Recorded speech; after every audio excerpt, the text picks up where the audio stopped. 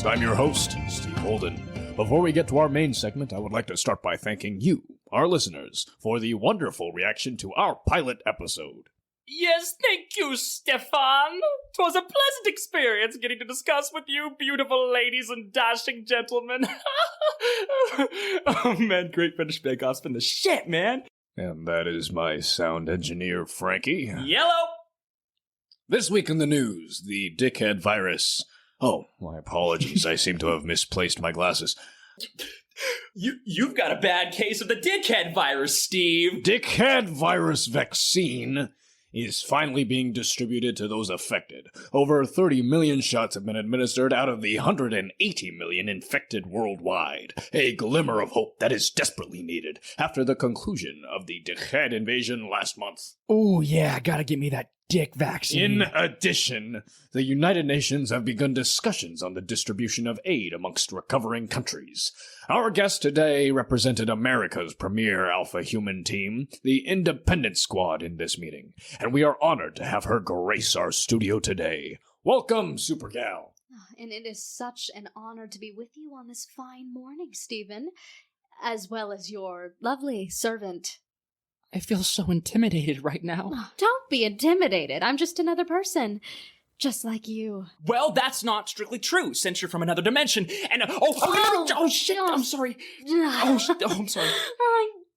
No, it's fine. No, it's fine. Mistakes happen.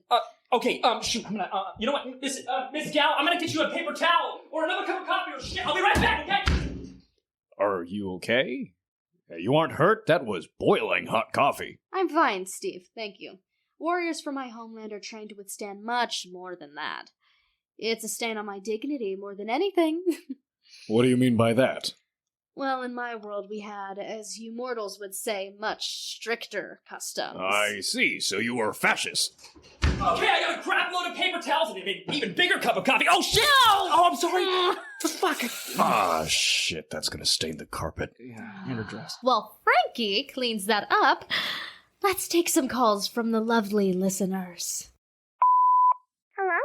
Is this Supergal? Hello, sweetheart. Are your parents with you? Stranger danger! Stranger danger! Mommy, an old man's on the phone! No, honey, it's me, Supergal. Oh, hi! You were just on my TV! Oh, that's right. I was. You're such a smart girl. Mommy! Supergal called me smart! When I grow up, I want to be just like you! Oh, and you will be, honey, I promise. All you have to do is watch my cartoon, eat all of your Supergal Superpals Ready Healthy Kids meals, and, of course, listen to your parents. I will, Supergal! What I wanted to know was, some girls in my class are making fun of me for my Supergal light-up sneakers and my Supergal super waist trainer. Why are some girls so mean? Mean girls are just girls who haven't decided to be a powerful heroine like you and me. If you need some more heroines on your side, then you can collect all of my Super Pals doll line. They'll all protect you and give you strength in your fight against evil and bullies. I have 573! Oh, see? Not even half. Keep collecting and you'll never be lonely again. I will, Supergal. Thank you. I love you. I love you too, little heroine. And thank you for coming onto the show. Shut up, Baldy. Wow, our crawlers sure like to bag on your age, eh, Steve? I'm not bald. It's just thinning. Oh, sure, Steve. I believe you.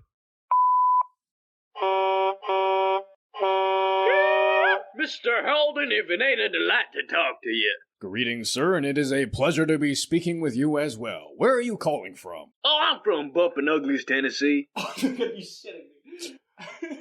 What, is your little sidekick got something to say to me? No, sir. Please accept our apologies.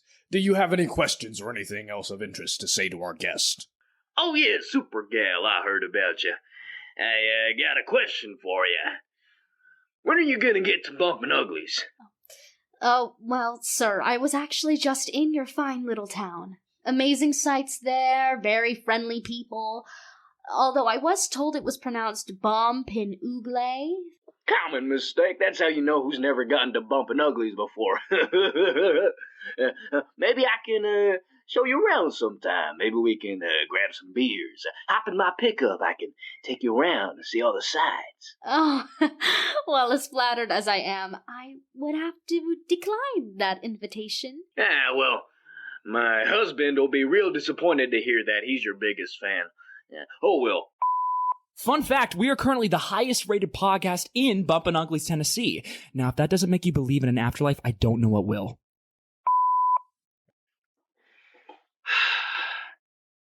Hello? You are on PowCast. Is Supergal there? Hello. I don't know if this is the right move, but, do you, by any chance, have a question for Supergal here, Mr. Weird Man? What flavor are your toes?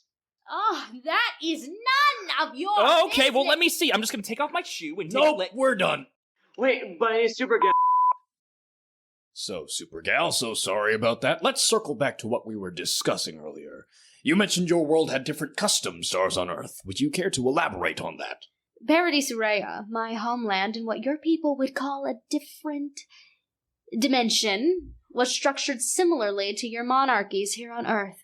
Our culture had high standards. Only the strong and beautiful survived and was nurtured, and my bloodline had proved to be the strongest and most beautiful. As such, my family had been the de facto rulers of Izaiah for eons. Our word was law. Strong and beautiful. How did your people quantify strong and beautiful enough to base a government on it? What? Do you think it's ritual sacrifices or beauty pageants? It's the type of things you'd expect. Table manners, private lessons, gladiator combat. One of these things is not like the others. I see. And everyone is trained this way. Mostly. The more fragile of the population who choose not to enlist in our military and were not members of the royal family usually became servants. And what about those who don't want to be servants? The nuances of my culture are the product of many millennia of history, Stephen. It would take too much time to tell a mortal like yourself all about it. What matters now is that I am here and Earth is my home now. Oh, then I'm assuming there was a reason for you leaving your kingdom for a life on Earth? Yeah, sounds like a hell of a culture shock. You could say that. As I walked your planet, I also came to notice a lack of order in your civilization. I mean, here, no one really has any agency. You all are constantly at war with each other, from the largest country to the children on the playgrounds, gridlocked in different opinions. The people need someone to lead them. In our world, we call that a dictatorship. I resent that, and I resent what you're implying about me. I'm not implying anything. I was just making an observation. If I'm incorrect, please tell me. Why don't we switch gears to the invasion? Yes, let's. Well, as much as I'm critiquing your culture, I'll be the first to admit it likely played a great role in mitigating the effects of the invasion. Indeed. Actually, much of the strategies we utilized were ones I learned as a child when my people were invaded by the Dickhead Empire. Well, your people too. What a coinkydink. Hold on. You're saying that the alien race who decimated national landmarks along with destabilizing entire governments less than a month ago have invaded planets before, could have had plans to come here, and you knew about this for what I'm assuming to be multiple decades. Don't forget they also destroyed Canada. Canada was one Tim Hortons away from becoming Disneyland. There was no helping them. Yes, I was not expecting they would come to Earth, though. I had nothing to do with them coming to this planet, but I take full responsibility for the tragedies I might have caused with my inactivity. Taking responsibility does not make up for the lives lost, especially when in this preventable scenario. Preventable? You understand that your earthly technology is still centuries away from anything even resembling the Dickhead's power. Dickhead power? In order to combat planet-conquering technology, you need to have planet-conquering technology. And you haven't even gotten to the next solar system. Fair enough. How about you tell us about your role in the Independence Squad? Give our listeners some insight into the inner workings of a public representative. Yes, I do a lot of things in the Independence Squad. I consider myself the leader of the group. As such, I handle the team's social media accounts. Really? Caveman told us off the air that all you did was sit on your phone during team meetings. Well, believe it or not, during said meetings, Caveman offers no contribution than grunts and names for his stupid cave gadgets. I will admit you do have a remarkable resume. Over the past 10 years that you've been here, you have accumulated quite a social media following, both on the Independent Squad and your own personal account.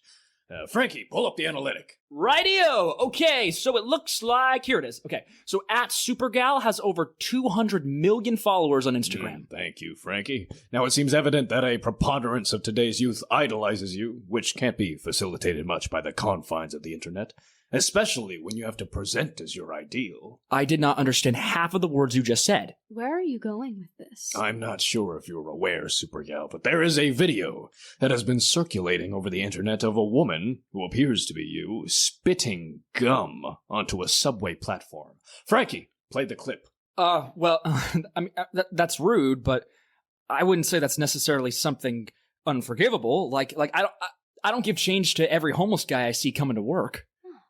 I completely agree, Frankie. Thank you so much for your input. Oh my gosh, you said my name.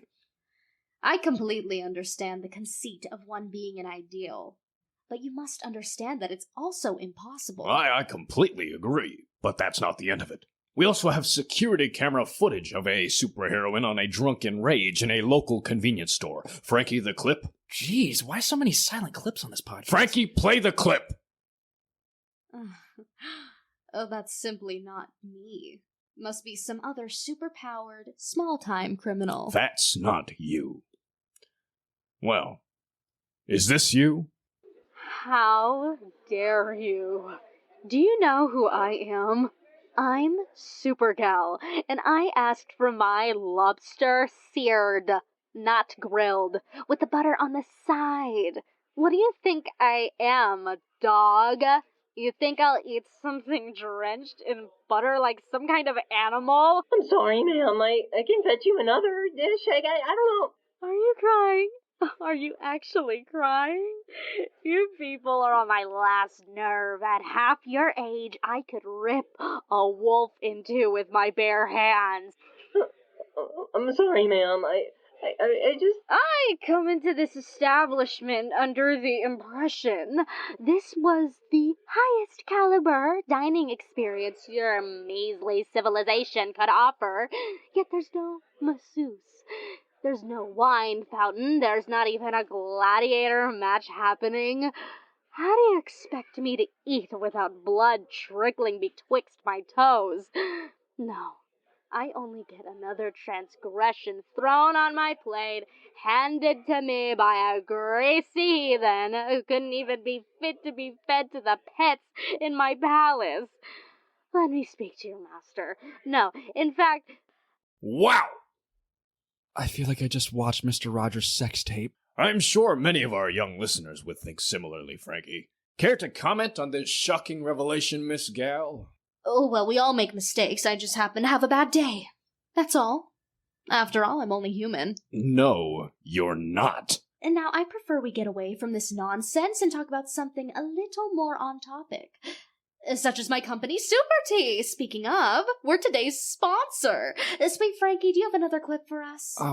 Yeah. And that, ladies and gentlemen, is the true nature of the modern-day superhero. Hiding behind their public image, claiming to protect our world when really all they do is serve to stroke their own egos, lulling the common citizen into a false sense of security that is, in actuality, just a power fantasy, enabled by marketing teams and social media. You know, back in my day, superheroes were superheroes. They actually served our country, fought for our liberty. Justice won. The wicked were vanquished. The Japanese surrendered the war. Oh, well, would you look at that? I think it's, time for me to go. I sense someone calling me with my super hearing. Wait, you have super hearing? I thought only Superior Man had that.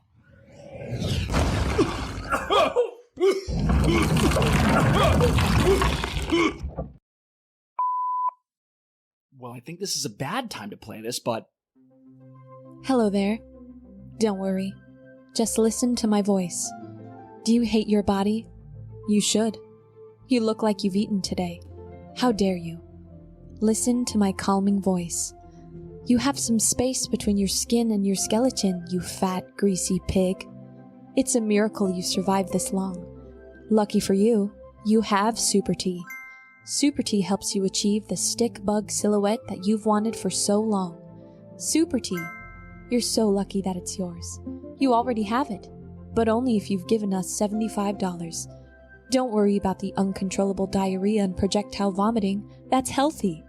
It's health tea. SuperTea. You'll love the way you look. Finally. I'm Supergal, and I endorse this product.